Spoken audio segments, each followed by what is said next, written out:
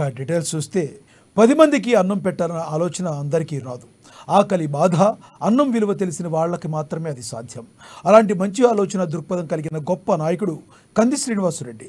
దాదాపు 3 ఏళ్ల క్రితం ఆదిలాబాద్ గడ్డపై నిత్యాన్నదానానికి కార్యక్రమానికి శ్రీకారం చుట్టి దాన్ని నిర్విఘ్నంగా కొనసాగిస్తున్నారు. పట్టణంలోని తన క్యాంపు కార్యాలయం ప్రజాసేవ భవన్ వద్ద ప్రతిరోజు వందలాది మంది ఆకలి తీర్చుతూ తన గొప్ప మనసును చాటుకుంటున్నారు. అయితే ఇటీవల లోక్సభ ఎన్నికల నేపథ్యంలో విధించిన కోడ్ కారణంగా నిత్యాన్నదానం కొద్ది రోజుల పాటు నిలిచిపోయింది.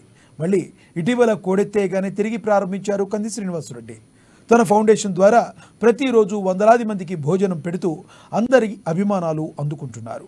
అక్కడ భోజనం చేసిన వాళ్ళంతా అన్నదాత సుఖీభవ అంటూ కంది శ్రీనివాసరెడ్డిని తమ నిండు మనసుతో దీవిస్తున్నారు. ఆయన నిండు నూరేళ్లు చల్లగా ఉండాలంటూ తమ ఆశీర్వచనాలు అందిస్తున్నారు.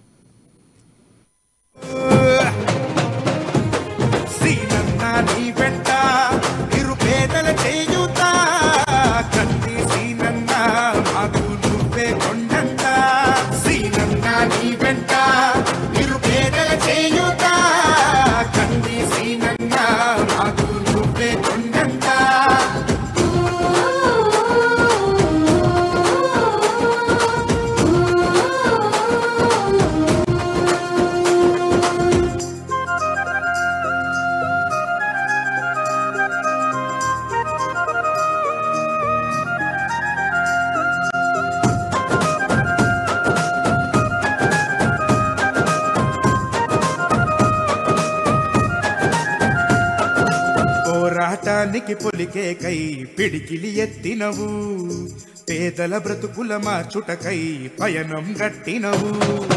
పోరాటానికి పొలికే కై పిడికిలి ఎత్తినవు, పేదల బ్రతుకులు మార్చుటకై పయనం గట్టినవు. ఉరిమే ఉరుమై నిలిచిన ఆకలి తీర్చుతవో, పోరాటాల జెండనుపై సమరం నడుపు